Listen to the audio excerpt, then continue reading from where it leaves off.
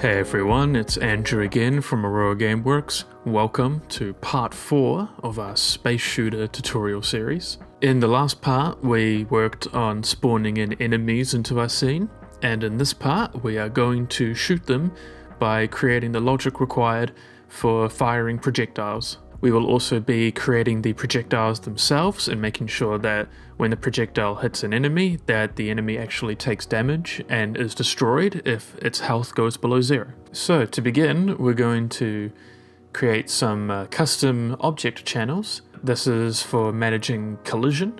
To get there, we need to go into our project settings. So you click on settings, project settings, and when we're in there, you want to go down to collisions. And in here on object channels, we want to create a new one. We'll have our first one be called Projectile Player. We want the default response to be overlap.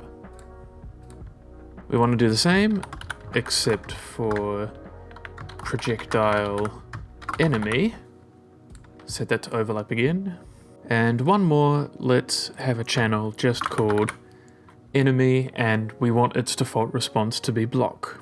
You see below here where it says presets, we want to create 2 new presets here, one for the projectile player and the other one for the projectile enemy. So we create 2 new ones. Let's just call this one, the first one, projectile player. We want our collisions enabled to be yes, query and physics. The object type is projectile player. Make sure that ignore overlap and block checklists here are set to this for our projectile player. If you need to pause the video, just do so now. And we create a second one for projectile enemy. The collisions to yes, query and physics. Object type, we want that to be projectile enemy. And have our checklists set up like this. This is the same as the projectile player currently, but later down the road, if we want to add in some more object channels, for instance, in my game project Echo Rift, I have a object channel for things like the surfaces that a projectile can rebound off. That's just one example, but it gives us extra control as to if we want any differences between the bullets that the player is firing and the bullets that the enemies are firing. So we're done here for now, but we could go back into these traces later on maybe. With our project settings collisions all sorted out now, we can go into our projectile parent that we made, and we need to create a projectile movement component. With our projectile movement selected, make sure that our initial and max speed is set to 0 here on default, because we are going to set that value in our construction script. Let's scroll down to velocity and planar movement. We need to set our velocity value to 1 on the y-axis. Turn constraint to plane to true. Plane constraint normal, we want to set z to 1. And we want to change this value here from custom to z. We're now going to create 3 variables for our projectile for now. First one is damage, which will be a float. Our second one is another float for damage multi. And our third is projectile speed.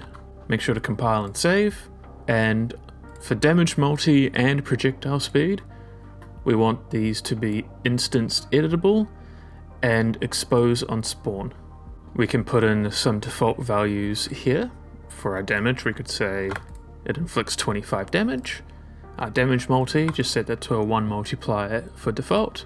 And projectile speed, you can set this to whatever you want. I'm going to just set it to 3000. Compile and save.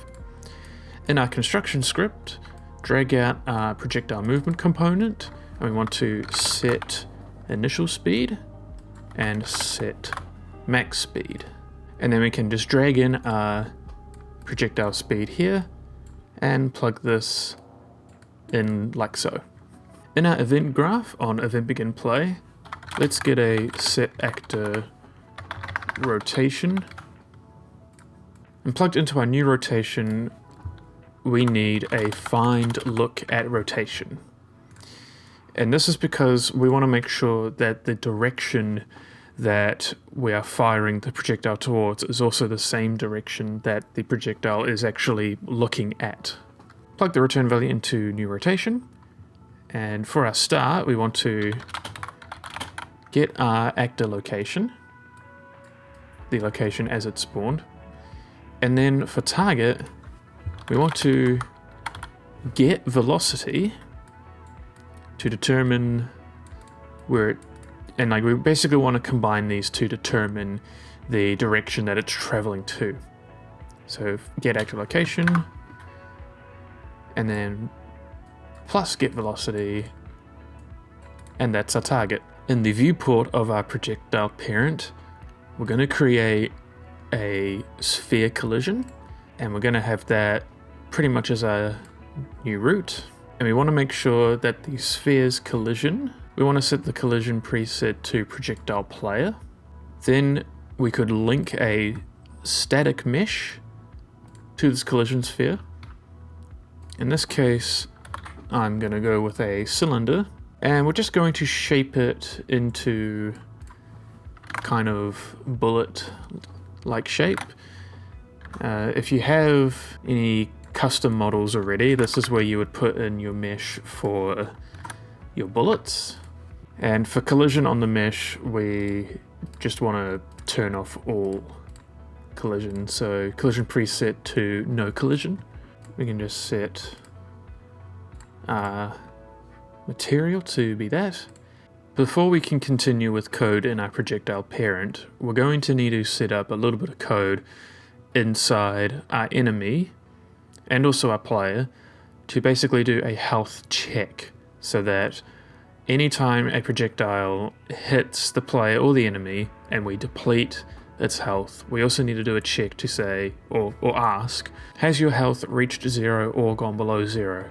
If false, you don't really have to do anything. You could, as a special effect, have a particle effect that's like a bullet doing a glancing blow and it creates sparks, or any other kind of logic. But the main point is that if it is true that the health has reached 0 or gone below 0, then we need to drive the logic that basically destroys the player or the enemy.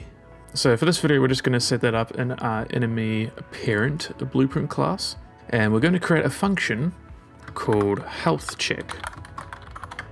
Here we can just get a branch and ask, hey, has our health equaled or gone below 0? If true, just for consistency, let's have alive set to off. We can spawn an emitter at location, and the location will just be get actor location. Let's make the size a little bit bigger. Might be too big, I don't know, I haven't tested it, at least in this project. And spawn emitter at location we can have as an explosion. This is part of the starter content kit in Unreal Engine. So after that we can just then do a simple destroy actor. The health check for our player is going to be a little bit more complicated than this, because it also needs to account for if the player is healing or not. And we also have to drive in the logic for having the player respawn in, tracking lives, etc. So we'll focus on that in the next episode when we have the enemies firing back at us. Before leaving enemy parent here, let's go to class defaults. If we scroll down to the bottom on the right, we need to make sure that we have our tag here for our actor set to enemy, and on our player blueprint should be the same, except it'll say player. We haven't done it. See, it's good to check. So we set that to player, and this is so that in our projectile parent, whether the projectile has come from the player or the enemy, we can basically branch off what we want to do on overlap based on the tag that's associated with the actor that we've just hit. So to do that, on our event actor begin overlap, out of other actor, let's get tags and get This will always, when it's set to 0, it'll always just get the first tag that's on our actor's tag list. So if we had more than one tag for an actor, like we would want our most essential tag, in this case enemy for enemy, to be the first one. On our get here, we want to connect that into a switch on name, hook it up like this. Let's add in 2 pins, and we can name these with our tags. First one being enemy, second one being player. So now we have different branches to drive different logic. So we're only focusing on enemy for this video. So cast to enemy parent, set this to a pure cast. We first want to go into a branch, and we just simply want to check, is the enemy that we are hitting actually above 0 health, which is basically just like a failsafe check like that. But if it is on true, we then want to get the health again and minus it by damage times damage multi, and then that'll go into subtract, so then we can set the health to that new value. So if our damage is 25 times 1, then that is taking this health value and minusing it by 25. We set that, and with that set, then we perform the health check. So then when that health check fires here, goes into here, and it does what we just did before, where it'll then destroy the enemy ship. And then this is where we can just do a destroy actor in our projectile. And on false here, we also want to just plug it in to make sure that it's always getting destroyed no matter what. If our projectile doesn't hit anything and just flies off randomly into space, we can set an initial lifespan. So if we assume it's off the screen by 5 seconds, then we can do something like it'll destroy itself after 10 seconds, meaning that we don't have a ton of our previously fired rounds just off a million miles away, still doing processing. We want to delete actors the moment that they're not relevant anymore and when we can't see them. Okay, so before I forget, just looked in my notes. We go to enemy parent. Let's click on our mesh, and we want to make sure that its object type is correct. Because here we want to have the object type on our enemy ship to actually be set to enemy. And inside our player BP for our player ship, it should be this way by default, but we just want to make sure that our object type is pawn. Now to the meat of the tutorial, I guess you could say. We are going to drive the logic that will take in our mouse input for left click to fire, and we will turn that into our ship actually firing the bullets. Let's create 3 new variables. First one, we're going to ask, can we fire? Our next one will be another boolean, and we'll call it flip-flop firing. And this is referencing your ship model has more than one gun on it, like here. We can basically set if we want both of these cannons to be firing at the same time, so it fires 2, 4, 6, 8, or if we want it to flip-flop between the left and the right cannon, so it's 1, 2, 3, 4, alternating from left to right. And we want to get a class reference to our projectile parent. So go there, projectile parent, class reference, make sure we call it projectile. And then here's where we can actually make a child class of our projectile. And we can call it player projectile 1. So then inside our player BP, we can make sure that the projectile class reference is the player version of it. Okay, cool. So now we're ready to get our input action fire, which should be a custom input that we made in our first part. We're going to start on pressed. Let's make a branch. Let's do a check if we have locked the firing or not. So we want to get lock firing not. Put that in there. And to drive some extra functionality later on, this is where you could put a custom event for forcing the firing to happen now, regardless of if lock firing is on or not. The next check that we need to do is checking if we are actually alive or not. In fact, we could probably do the alive check before, like so, and we just plug in if we are alive. Make sure that we have the default of alive set to true. After checking if the firing has been locked or not, the next check is just going to be a simple can fire. Now this can fire we're going to use later on to help basically stop input spam. So what I mean by that is if we have a fire rate or a firing speed on our projectile set to fire at a certain tempo, like do, like it fires that quickly. But if someone can click the mouse faster than that, we need to be able to make sure that they're not actually firing faster than the fire rate that we've set. So this can fire is basically a check that we're going to do where once the projectile has started firing, we then set can fire to false, meaning any additional clicks do not spawn in any more bullets. And then once the certain amount of time delay has occurred, we can then set can fire back to true, and then the next click will basically result in the player being able to fire again. And the player doesn't have to worry about the whole constantly clicking thing because we're going to have this set up so that if the mouse is held down, then it'll just keep firing constantly at this fire rate. And to make this all work, we need to get two sequences. Let's plug false into the top one, true into the bottom one.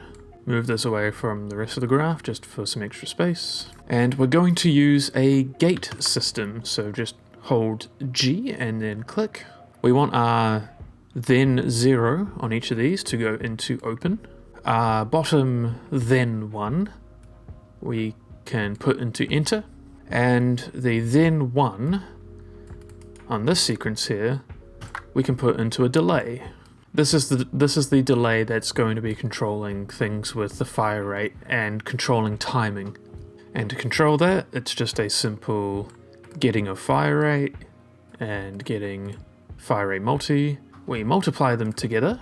If you want to do it like I've done it in my Echo Rift project, I've set a clamp onto it to make sure that it's not firing any slower than 1 a second, and that it's not firing any faster than 0.033 of a second, because it just gets to a point where if you have to fire rate too fast, then there's just too many projectile actors on screen. You're going to slow down the performance of the game, etc, etc. So this is just to keep it in check, and then we input that into duration.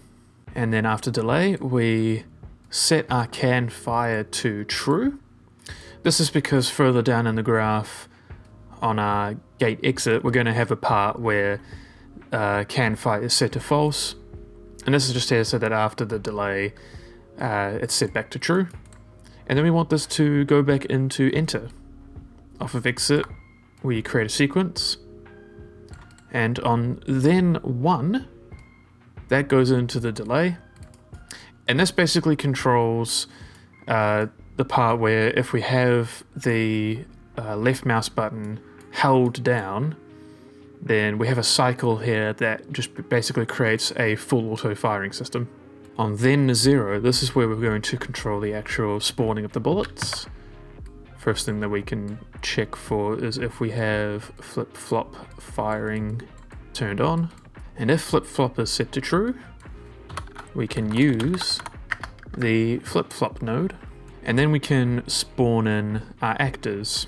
So spawn actor from class.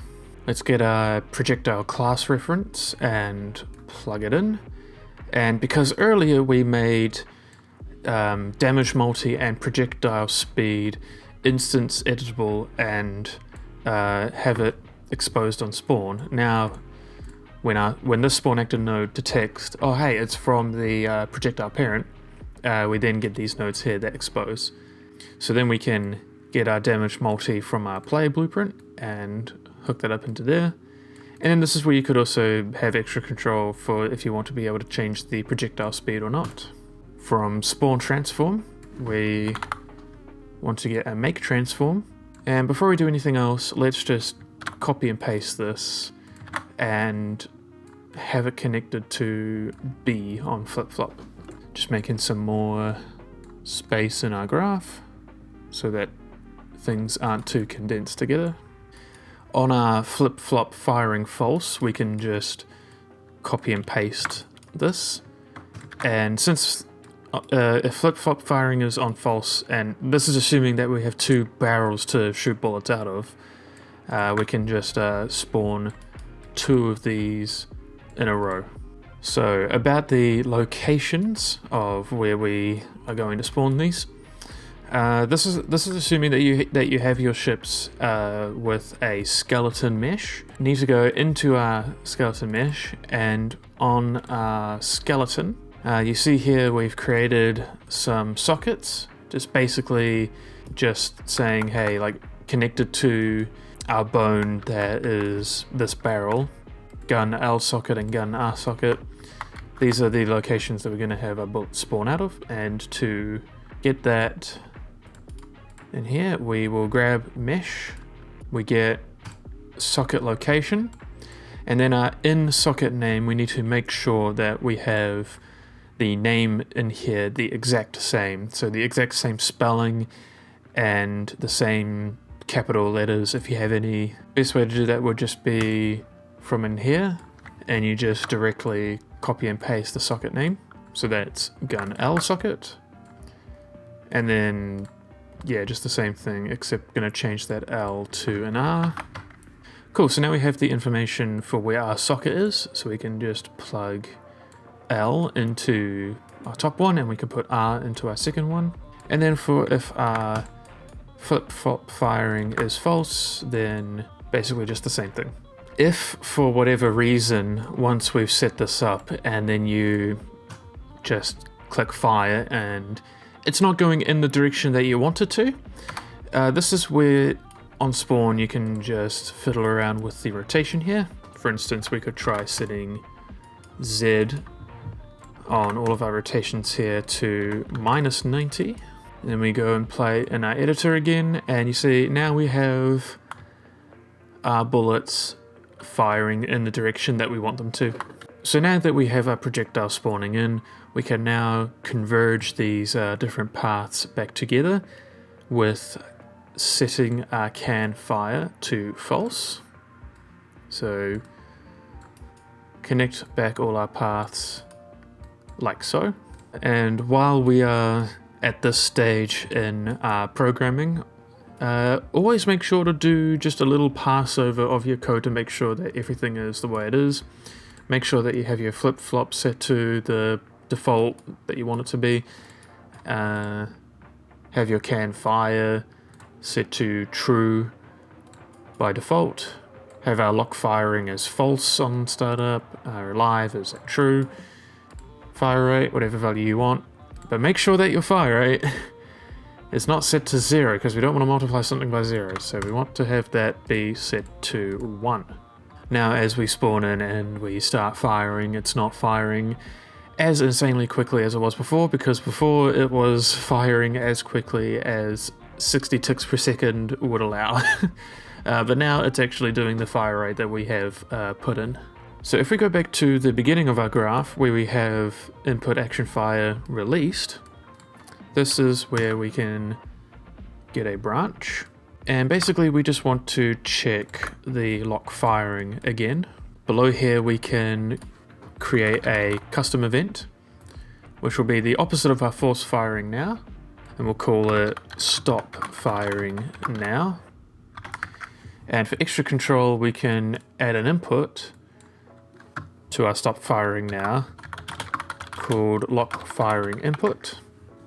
This is so then when somewhere else in the code, when we want to immediately stop firing, this will give us control over, do we actually want to lock the firing now or not?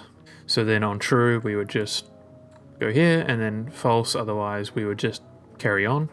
And then to unlock this, you would have somewhere else in your code, just a bit where you have this, but set to false. Now we can connect up these nodes to our gate, and we can plug it into our close.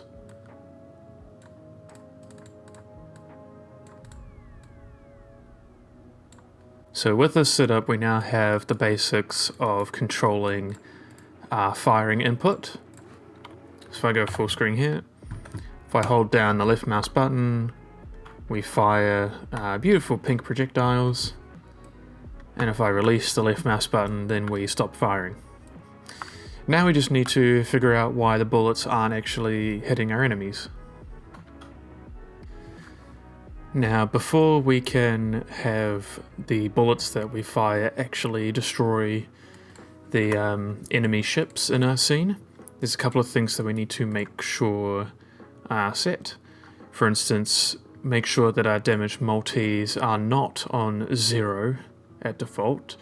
In my previous parts, when we were setting up variables, probably should have set the defaults and told you what the defaults should have been in that episode, so that's my bad, I'm sorry. But for now, just we want our damage multis, just anything that has a multi in it, we want to have the default set to 1. And since we're using active begin overlap, we want to make sure that all the things that we're trying to overlap actually have in their collision settings. Where is it? Let me see. The generate overlap events. I was just testing this out before, and this was something that I had forgot to set. So just make sure that you have this checked. Make sure that the inherited mesh on your enemy parent is set to these values. And with that all being said, we should be done, which means that when we go into our scene, we play, and we fire, we are now able to take out enemies in our scene.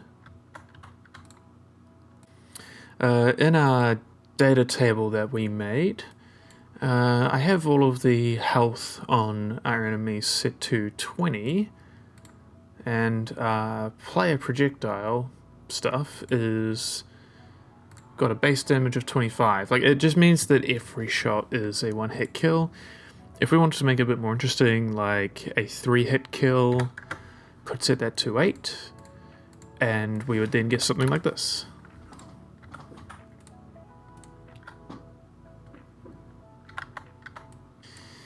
So that's it for this video.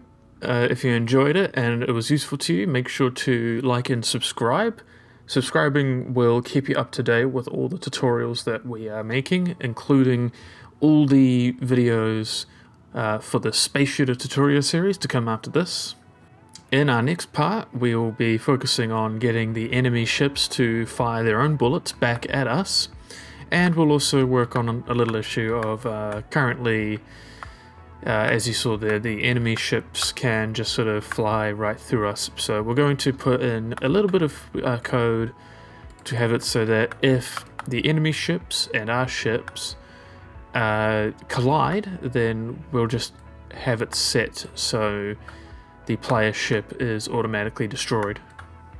That's it for this one. Remember to like and subscribe, it really does help, and I'll see you guys in the next one. Take care.